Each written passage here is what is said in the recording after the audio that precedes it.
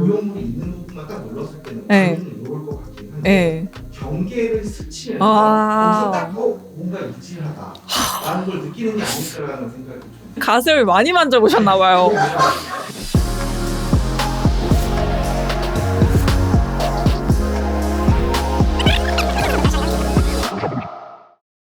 안녕하세요. 우화성형외과의 박혜연 원장입니다.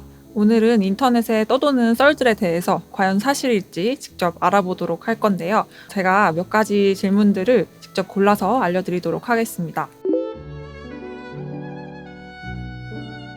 자연 느낌이 절대 안 난다 하는 거는 당연히 X일 수밖에 없겠죠. 내가 원래 가지고 있는 자연 가슴 그리고 보형물이 들어가서 차지하는 이 보형물로 만든 가슴의 이 비율이 굉장히 중요한데요. 내 가슴의 양이 많을수록 보형물의 느낌이 덜 날 수밖에 없겠죠. 원래 좀 가슴이 크고 기초자산이 좀 있으셨던 분들은 보형물의 촉감이 사실 잘 느껴지지 않는 경우가 많습니다. 마르신 분들은 어떻게 보면은 보형물이 좀 온전히 느껴질 수밖에 없겠죠. 초반에는 붓기도 있고 보형물에 따라서 늘어나지 않았기 때문에 탱탱하고 좀 부자연스러운 느낌이 날 수밖에 없는데요. 가슴 방이 안에서 잘 형성이 되고 조직이 늘어남에 따라서 촉감은 점점 좋아지게 됩니다. 가슴을 그냥 이렇게 찔러서 만져보거나 아니면 이제 바깥에서 이렇게 살살 만져봤을 때는 이게 보형물인가 싶을 정도로 잘 모르실 수 있어요. 근데 비밀이지만 이 보형물을 다른 곳으로 도망을 못 가게 이렇게 포획을 하는 이런 식으로 만지면은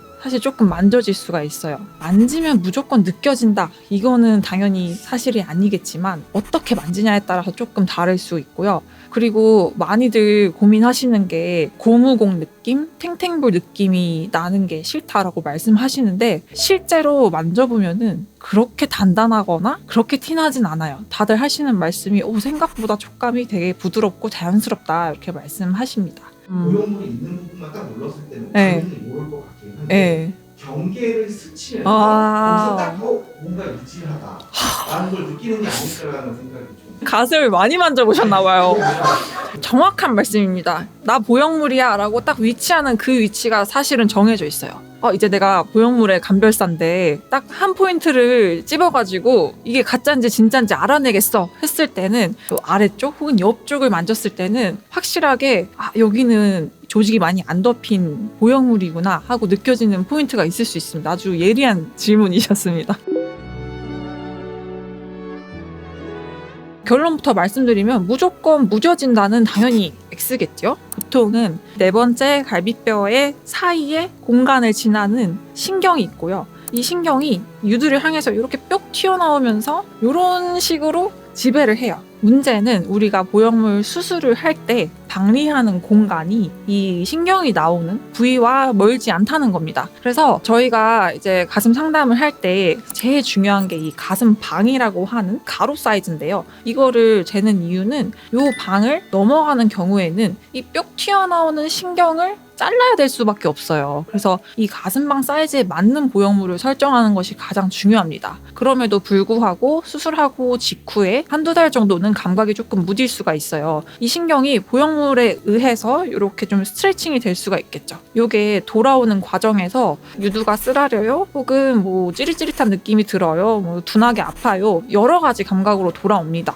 보통은 한 6개월에서 1년 그리고 길게는 2년 사이의 신경은 거의 다 회복된다고 보시면 되고요. 이상한 감각들이 발생하는 거는 내 신경이 잘 회복되고 있는 사인이구나 이렇게 생각을 하시면 되고 유두 감각이 무조건 무뎌지진 않지만 너무 욕심을 내서 좀 내 가슴방을 넘어가는 사이즈의 보형물을 선택하면은 그 신경을 어쩔 수 없이 훼손해야 될 수도 있다 이렇게 생각하시면 될 것 같아요. 가슴 수술을 한다고 해서 모유 수유에 지장이 있을 확률은 굉장히 낮습니다. 이 보형물이 들어가는 공간 자체가 우유를 만드는 유선 조직하고는 분리가 되어 있어요. 다만 예전에는 유륜을 절개해서 수술하는 게 굉장히 유행을 했었어요. 이런 경우에는 이 아래쪽에 그 유선 조직을 조금 파괴를 하면서 진행을 하기 때문에 모유 수유에 문제가 되는 경우가 왕왕 있었습니다. 하지만 이 방법을 요즘에는 주로 사용하지 않는데요. 이유는 모유 수유 문제도 있지만 유륜을 절개해서 들어가다 보면은 안에 있는 그 유선 조직들과 이 보형물이 맞닿을 수밖에 없고, 이로 인해서 염증이 생기거나 감염이 될 수 있는 확률이 있기 때문에 요즘은 거의 이 방법은 사용하지 않습니다. 가슴 수술로 인해서 수유에 문제가 생겼다 하는 경우는 극히 드문 가능성일 것 같습니다.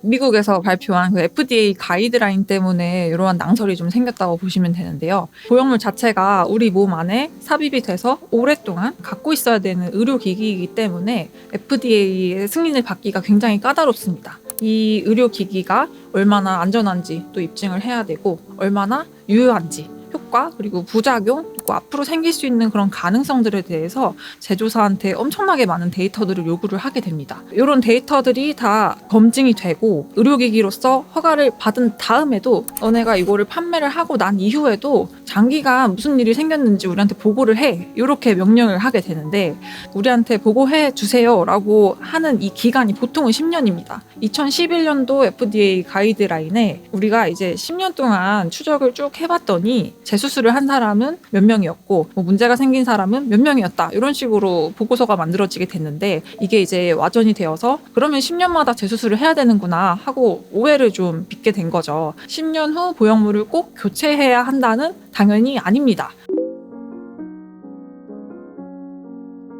FDA 승인을 받은 자료에 모티바 임플란트는 무엇으로 만들어졌을까요? 요거를 이제 상세히 설명해 놓은 요 테이블이 있어요. 이제 모티바사에서 우리가 껍데기는 이러한 걸로 만들었고, 그리고 안에 베리어는 요걸로 만들었고, 그 안에 이렇게 딱 붙이는 패치는 이렇게 만들었고, 젤리는 이런 걸 썼어, 이렇게 설명을 해준 자료인데요. 찾아보니 이 젤리는 요게 한 300도 정도 됐을 때 열에 의해서 분해가 된다고 합니다.